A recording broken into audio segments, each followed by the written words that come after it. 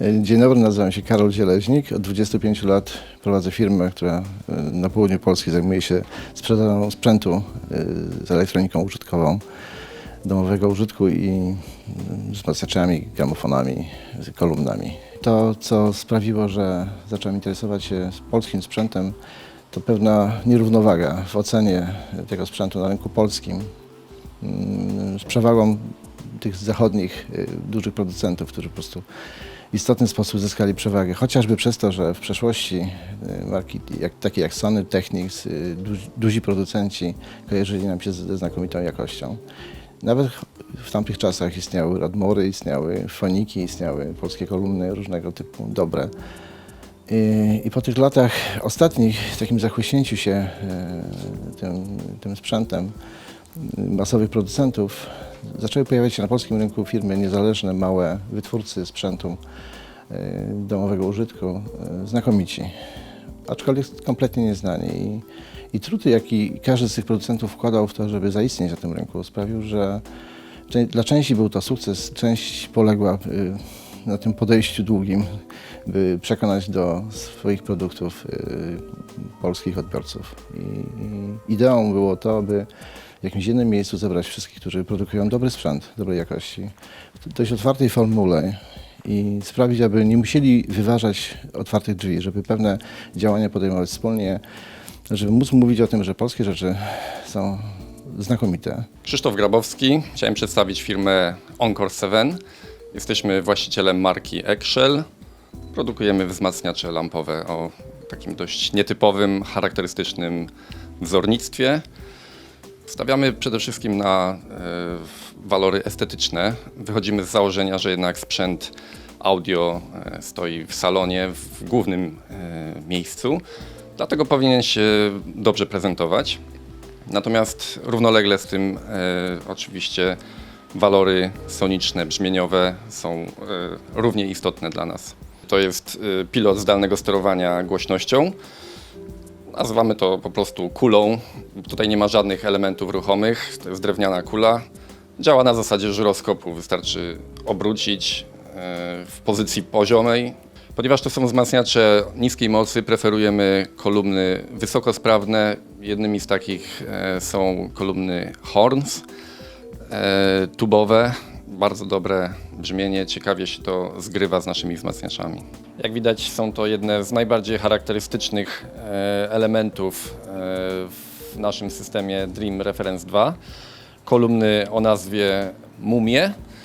Są to kolumny tubowe z dość dużym głośnikiem basowym, bardzo fajnie brzmiące, charakterystyczne wizualnie, z nowoczesną formą i nowoczesnymi materiałami, ponieważ jest to kolumna zbudowana z laminatu. Na potrzeby polskiego klastra audio zmodyfikowaliśmy serię Excellence, dopasowując ją kolorystycznie do innych produktów oraz wzbogaciliśmy ją o mufę elektrostatyczną. Jest to klasyczna konstrukcja z napędem paskowym, natomiast napęd staraliśmy się schować pod talerz, ponieważ naszym zdaniem jest to wygodne rozwiązanie.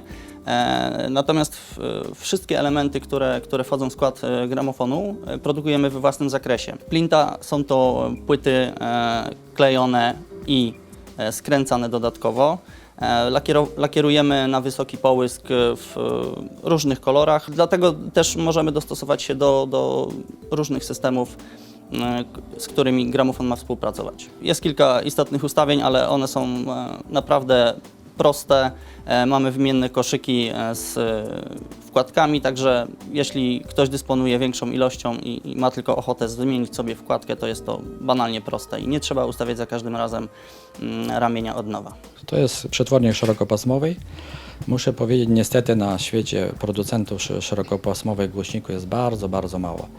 Jak kiedyś rozmawiałem z takim pewnym Amerykaninem, specjalistą od tego, taki już starszy pan, no mówi tak, to jest proszę pana 10% techniki, a 90% sztuki. Można powiedzieć, stworzyć głośnik szerokopasmowy, który zagra w pełnym paśmie zakresu dźwiękowego, to jest sztuka, naprawdę.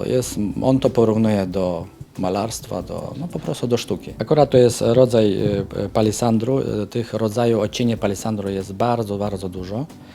I w sumie można powiedzieć tak, że każda deska jest niepowtarzalna.